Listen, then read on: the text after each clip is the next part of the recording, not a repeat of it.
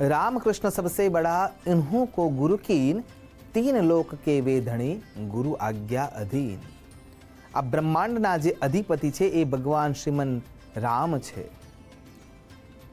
કૃષ્ણ છે, એ સૌથી મોટા છે, પણ જ્યારે ગુરુની આજ્ઞા સામે આવે છે ત્યારે એ અટકી જાય છે અથવા એને પાલિત કરવા માટે તત્પરતા દાખવે છે.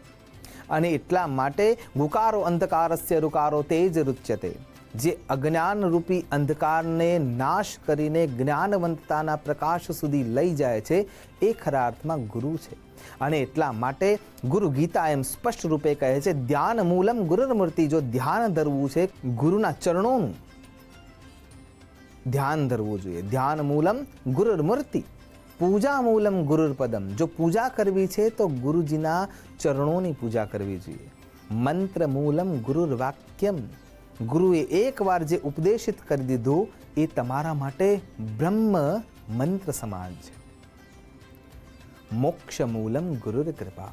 અને ત્યારથી જ પછી તમારી મોક્ષની ગતિની શરૂઆત થાય છે. તો ગુરુ પૂર્ણિમા આજના દિવસે જ કેમ મનાવવામાં આવે છે, કોની યાદમાં મનાવવામાં આવે છે અને પાછળનું કારણ શું છે? આજના દિવસે જ કેમ, પૂર્ણિમાના દિવસે જ કેમ? તો એનો સ્વતઃ વિચાર મળી જાય છે કે આકાશમાં પૂર્ણિમાનો જેમ પૂર્ણ ચાંદ દેખાય છે, એ ચંદ્રમાં જેમ પૂર્ણ કલાએ ખીલીને પ્રકાશિત થઈ રહ્યા છે, એ ખરા અર્થમાં શીતળતા આપવાનું કાર્ય કરે છે. જ્યારે તમે ગુરુના તપને, તપિશમાંથી તમારી જાતના અનુબંધને સ્વીકારી લેશો, તમારી જાતને સ્વતઃ ઘડી લેશો ગુરુના આજ્ઞા પ્રમાણે, તો એ તપિશ જ્યારે તમે ગુરુના ક્રોધ રૂપે, પ્રેમ રૂપે, લાવણ્યતા રૂપે, વિશ્વાસ રૂપે અથવા એમની જ્ઞાનવંતતાની જે અગ્નિ છે એને પચાવી લેશો તો પૂર્ણ ચંદ્ર મહારાજની જેમ પ્રકાશિત થશો. એને ખરા અર્થમાં ગુરુ પૂર્ણિમા એટલે કહેવામાં આવે છે. કૃષ્ણ દ્વૈપાયન વ્યાસ, જેમનો જન્મદિવસ એટલે ગુરુ પૂર્ણિમા. તો કોણ છે આ કૃષ્ણ દ્વૈપાયન વ્યાસ?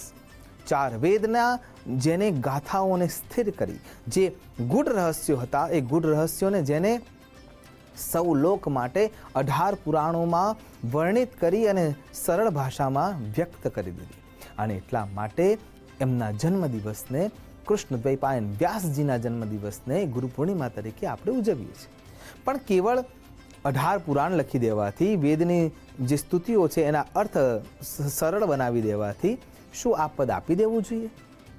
જરાય નહીં. તો પાછળનું રહસ્ય હજી હવે આવે છે. જ્યારે એમને મહાભારત લખવું હતું ત્યારે ભગવાન ગણેશજીને એ આરાધિત કરી અને પૃથ્વીલોક પર બોલાવે છે. ગણેશજી આવે છે અને એમને આગળ એ પ્રસ્તાવ રાખે છે કે મારે મહાભારત જેવું મહાકાવ્ય લખવું છે અને તમારે લખવાનું છે. ગણેશજી દેવ તત્વ છે, ભગવત તત્વ છે, અને કૃષ્ણ દ્વૈપાયન વ્યાસ એટલે કે વ્યાસજી મનુષ્યની યોનિમાં છે. એટલે મનુષ્યની યોનિમાં પાણી પણ પીવું પડે, જમવું પણ પડે, શરીરની જે કુદરતી ક્રિયાઓ છે એ બધી કરવી જ પડે. તો એ વખતે ગણેશજી એવી શરત રાખે છે કે જ્યારે તમે બોલવાનું બંધ કરશો ત્યારે હું લખવાનું પૂર્ણ વિરામ મૂકી દઈશ.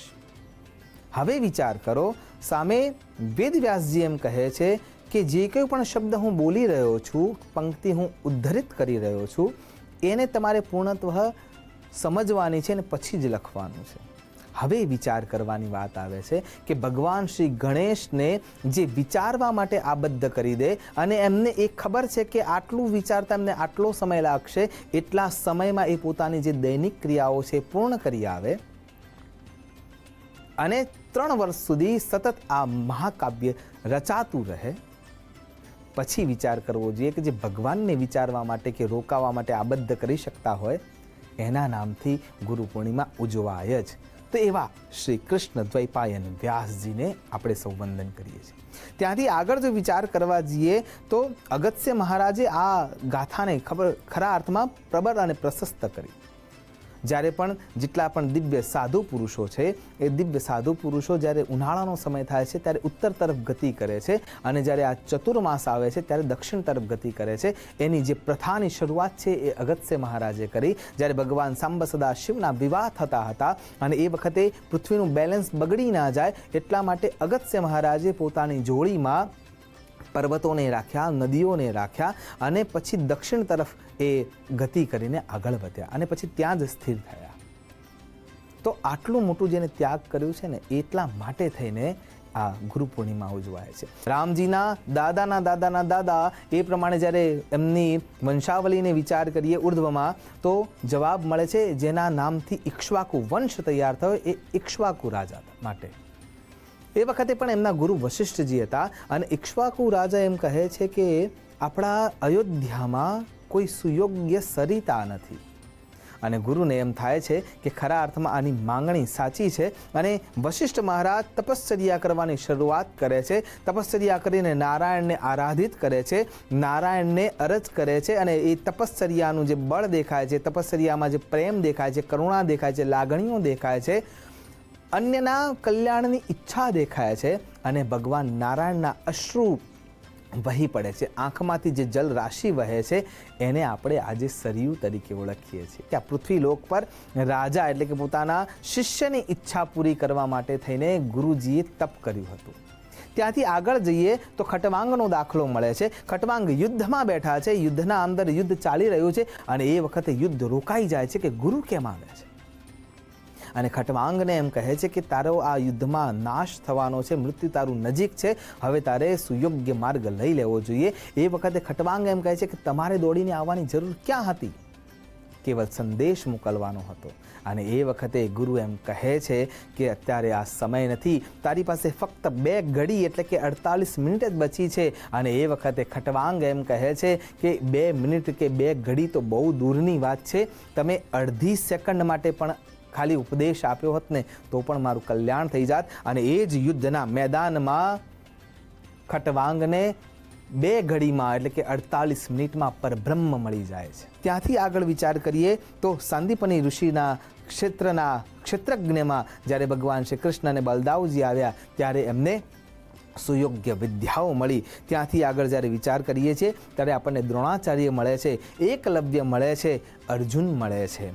અહીંયા એકલવ્યને આપણે એક જ રીતે જોઈએ છીએ પણ એ ભૂલી જઈએ છીએ કે ગુરુ એને પ્રસિદ્ધ કરવા માટે, સિદ્ધ કરવા માટે એ સમયના નિયમોના આલંબનને લઈને એ પ્રમાણેની સજા નથી, એ પ્રમાણની કૃપા છે. પણ એ ગાથા સમજવા માટે વિરલતા અને એ પ્રમાણે ગુરુના મનને જે સ્થિતિ છે એ સમજવી જરૂરી છે.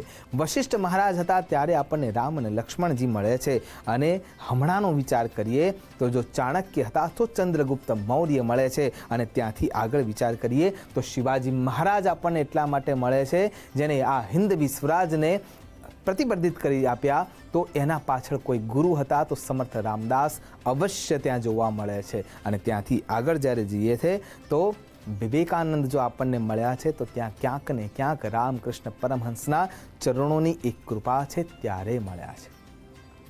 કહેવાનું તાત્પર્ય એ છે કે જેમ દત્તાત્રેય ભગવાન હોવા છતાંય એમને 24 ગુરુ બનાવ્યા અને પછી એમને એમના જીવનને ઉન્નતતા આપી. તો કહેવાનો અર્થ અહીંયા એ છે કે જીવનમાં જે કોઈ પણ વ્યક્તિ પાસેથી સુયોગ્ય જ્ઞાન મળે છે અને એ જ્ઞાન તમે પચાવવા માટેની પ્રશસ્તતા અને પ્રબળતા મળે છે તો સમજો એ તમારા જ્ઞાન ગુરુ છે, ધર્મ ગુરુ છે, ક્રિયાકલાપના ગુરુ છે અને તમને મુમુક્ષતા આપવાવાળા ગુરુ છે. આશા કરું છું આવા ઉત્તમ દિવસે ભગવાન ગુરુ રૂપે તમને મળે છે જે ખરા અર્થમાં બ્રહ્મા છે કે જે તમારા અંદરનું ક્રિએશન કરી રહ્યા છે, ખરા અર્થમાં વિષ્ણુ છે કે જે તમારું પ્રતિપાલન કરવાની બુદ્ધિ આપ્યા કરે છે, જ્ઞાન આપ્યા કરે છે, અને ખરા અર્થમાં મહેશ છે કે ડિસ્ટ્રોયર શિવ છે કે જે તમારા અવગુણોનો નાશ કરે છે. એવા સદગુરુ તમને મળે અને એમના સાનિધ્યમાં રહી જીવનના સાચા અર્થના જે ઉપાયો છે, શ્રેયસ્કર લક્ષ્યો છે એને આપણે સૌ પાર કરી શકીએ એ જ અભ્યર્થના સાથે નમસ્કાર. અસ્તુ સદા શિવોહમ. નમો નમઃ.